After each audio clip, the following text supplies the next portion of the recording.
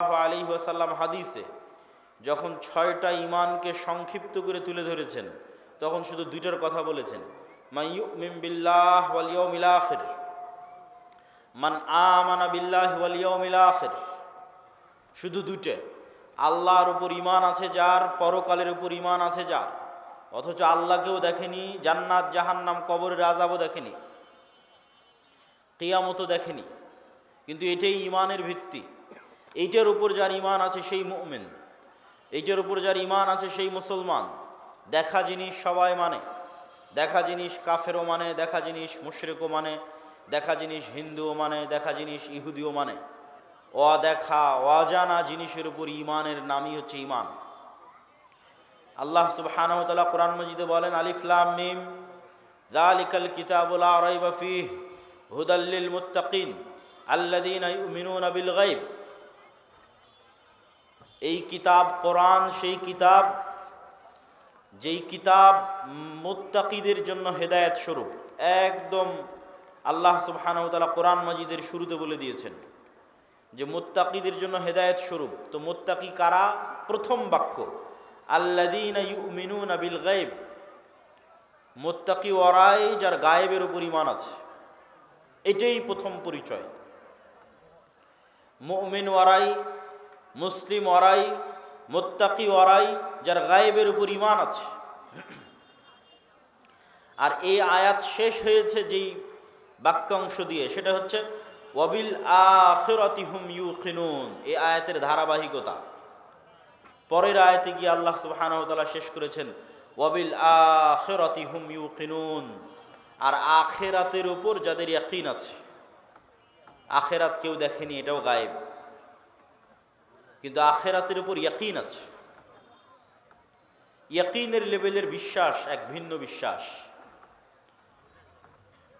পৃথিবীতে যত নবী এবং রাসূল এসেছেন তাদের প্রায় সব নবী রাসূল কোনো না কোনোভাবে মালাকুত আস-সামাওয়াতি ওয়াল আরজ, আসমান এবং জমিনের গায়েবের কিছু না কিছু পর্দা আল্লাহ তাদের জন্য উন্মোচন করে দিয়েছিলেন, যেন তাদের ইয়াকিন অর্জিত হয়, গায়েবের উপর ইয়াকিন অর্জিত হয়। মালাকুত আস-সামাওয়াতি ওয়াল আরজ।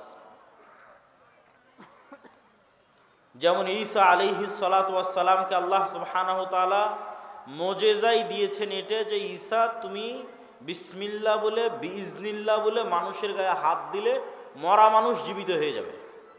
এটাই মুজিজা ঈসা আলাইহিস সালামের। অথচ মরা মানুষ জীবিত হওয়া গায়েব, অসম্ভব, এটা অদৃশ্য, এটা পরকালে ঘটবে, কিয়ামতে ঘটবে।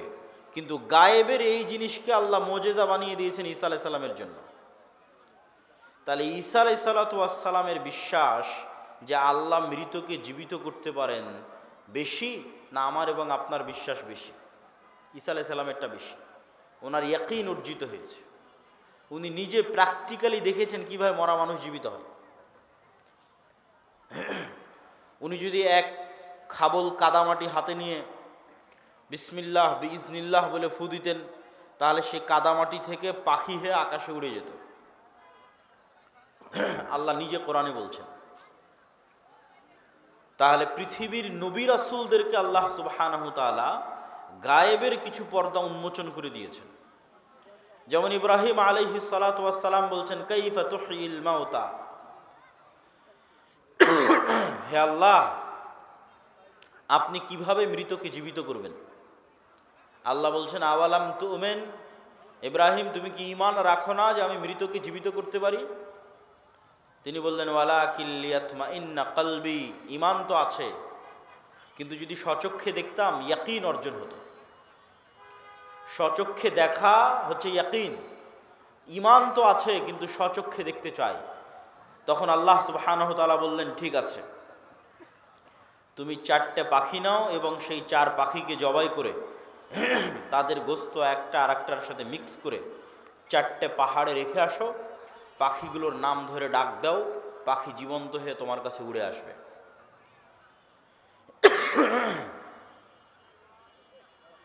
মুসা আলাইহিস সালাতু ওয়াস সালামের জন্য আল্লাহ তার ঈমান বিল গায়বে ইয়াকিন তৈরি করেছেন। ঈমান বিল গায়বে ইয়াকিনের উপকারিতাটা কি? এই যে ইয়াকিনের কথা বলছো, ওয়াবিল আখিরাতি হুম ইউকিনুন, আল্লাহ সুবহানাহু ওয়া তাআলা সূরা তাকাসুরের মধ্যে বলছেন ইয়াকিনের মাত্রাটা কোন লেভেলে হতে হবে। সূরা তাকাসুরে কিভাবে বারবার ইয়াকিনের দিকে নিয়ে যাওয়ার কথা বলা হয়েছে, এটা যদি দেখতাম। আলহাকুমুত তাকাসুর, দুনিয়ার পরস্পরের প্রতিযোগিতা তোমাদের ভুলিয়ে রেখেছে। ছোট বাচ্চাকে যেমন মোবাইল দিয়ে ভুলিয়ে রেখেছেন তার কান্না, অথবা আর কোনো কিছু দিয়ে যখন আপনি মানুষকে কোনো কিছু ভুলিয়ে রাখেন, তো এই দুনিয়াতে মৃত্যুকে ভুলে রাখার এমন কোনো সরঞ্জাম নাই যা এই পৃথিবীতে নাই। আজকের মোবাইল, আজকের বিনোদন, টাকা পয়সা, কাজ কারবার, ধন দৌলত, প্রতি মুহূর্তে মৃত্যুকে ভুলে থাকার সরঞ্জাম পৃথিবীতে আছে।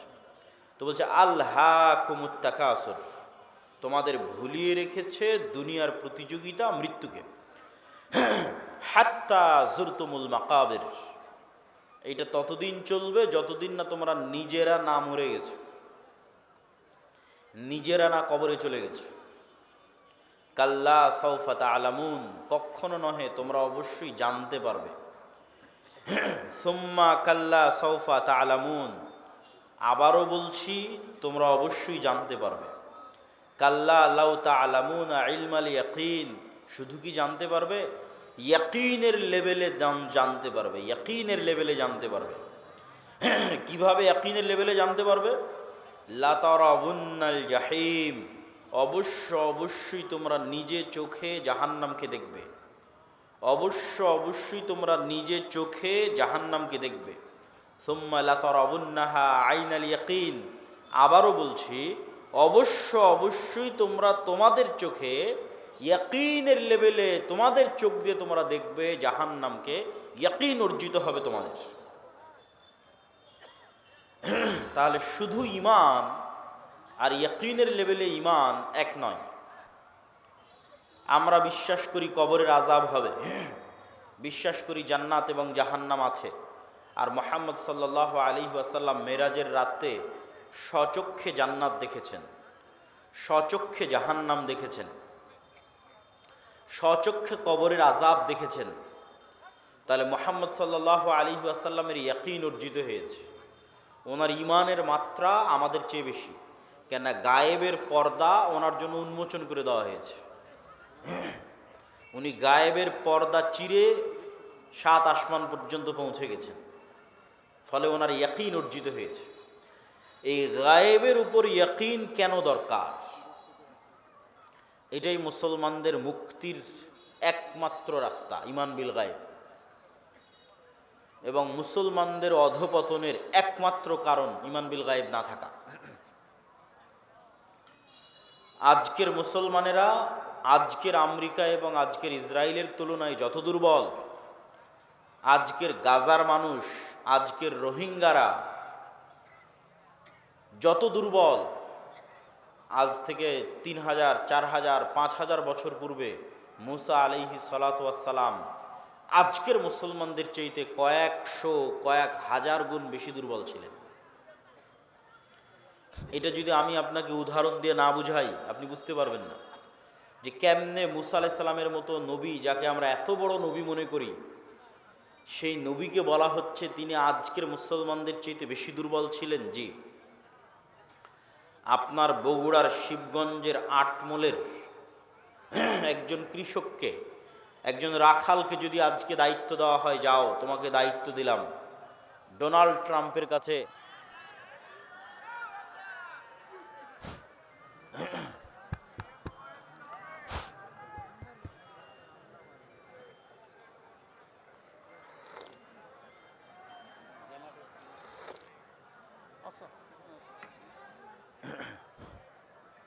জেনারেটর আছে না?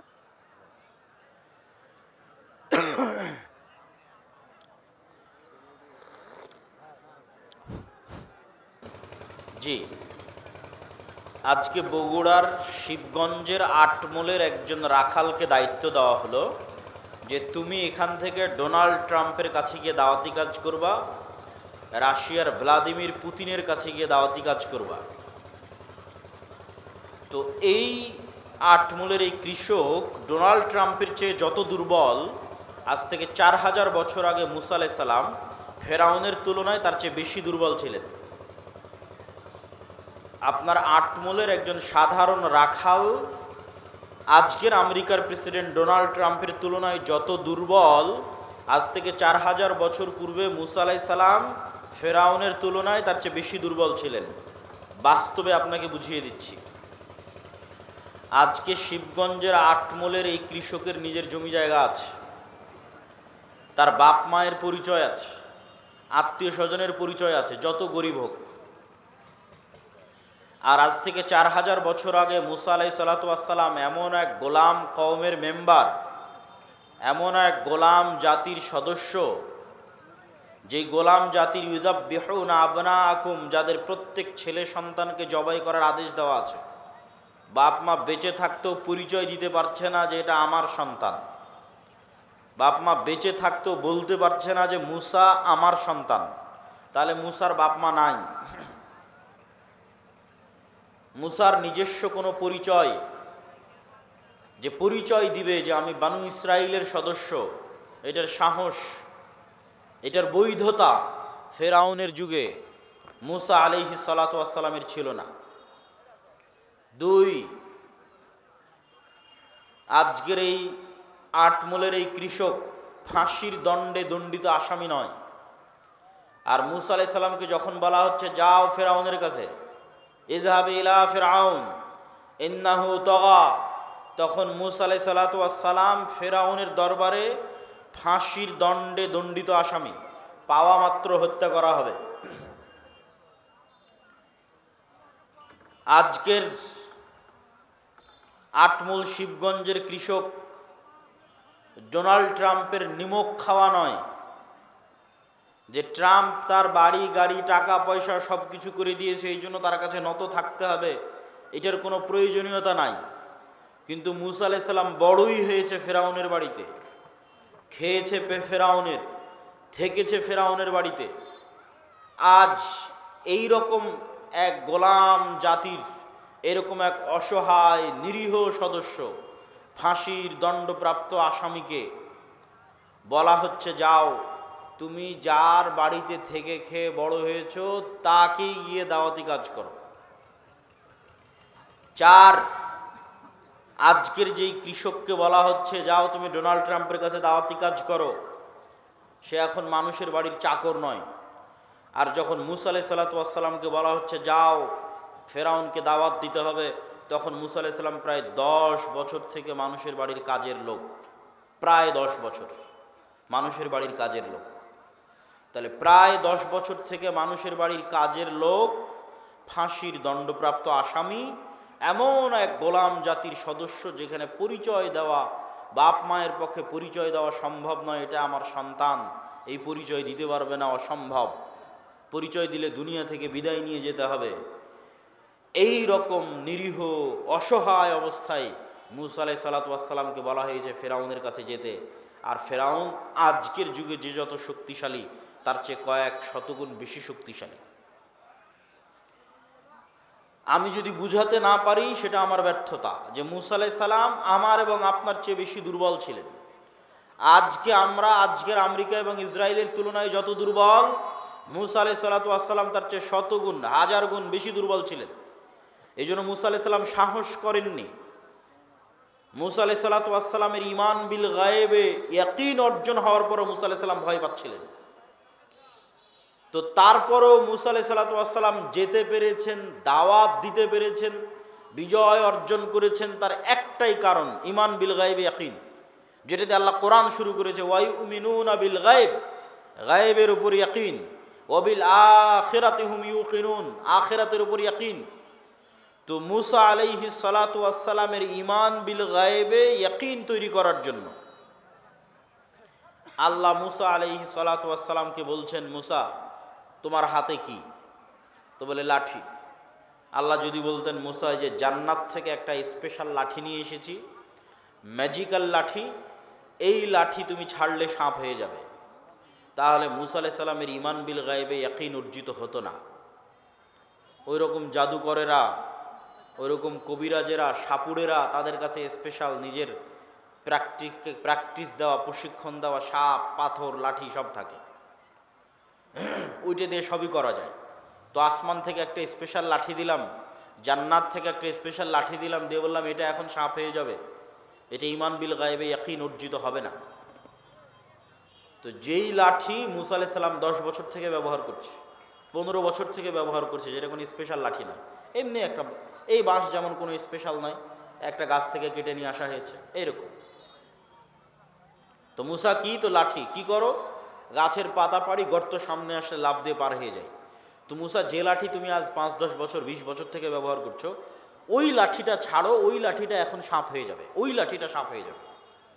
আমার পক্ষ থেকে দেওয়া কোনো স্পেশাল লাঠি নয়, তোমার হাতে যেটা তুমি ব্যবহার করছো দীর্ঘদিন থেকে, ওটা সাপ হবে, যাতে তোমার ঈমান বিল গায়বে ইয়াকিন অর্জিত হয় যে চোখে যা দেখা যায় তাই সব কিছু নয়, এর বাইরেও এমন একজন সত্তা আছে, ওহুয়া আলা কুল্লি শাইইন কাদির, যিনি সকল কিছুর উপর ক্ষমতাবান। তো মুসা আলাইহিস সালাতু ওয়াস সালামের অন্তরে ঈমান বিল গায়বে ইয়াকিন অর্জিত হলে তবে মুসা আলাইহিস সালাতু ওয়াস সালাম কল্পনা করতে পারবে, বিশ্বাস করতে পারবে, ঈমান রাখতে পারবে যে ফেরাউন যত শক্তিশালী হোক, তার সাম্রাজ্য ধূলিকণার মতো, তার সাম্রাজ্য পিঁপড়ার চেয়েও দুর্বল, ধূলিকণা বালিকণার চেয়েও দুর্বল। এই বিশ্বাস ততক্ষণ অর্জিত হওয়া সম্ভব নয় যতক্ষণ না মুসার কালবে ঈমান বিল গায়বে ইয়াকিন অর্জিত না হচ্ছে। তো ঈমান বিল গায়বে ইয়াকিন অর্জিত হওয়ার পরেও মুসা আলাইহিস সালাম ভয় পাচ্ছেন, বলছে আল্লাহ একাই যেতে ভয় লাগছে, সাথে আমার ভাইকে দেন, আমার মুখের জড়তা আছে, এই জড়তা দূর করে দেন। রব্বিশ রাহলি সদরি ওয়ায়াসসির লি আমরি ওয়াহলুল উকদাতাম মিন লিসানি ইয়াফকাহু কওলি। সম্মানিত উপস্থিতি, তাহলে ঈমান বিল গায়ব কেন জরুরি? অতীতের সকল নবীর ঈমান বিল গায়বে ইয়াকিন ছিল, আজকের মুসলমানেরা কেন বিজয় অর্জন করতে পারছে না? তার কারণ একটাই, তাদের ঈমান বিল গায়বে ইয়াকিন নাই।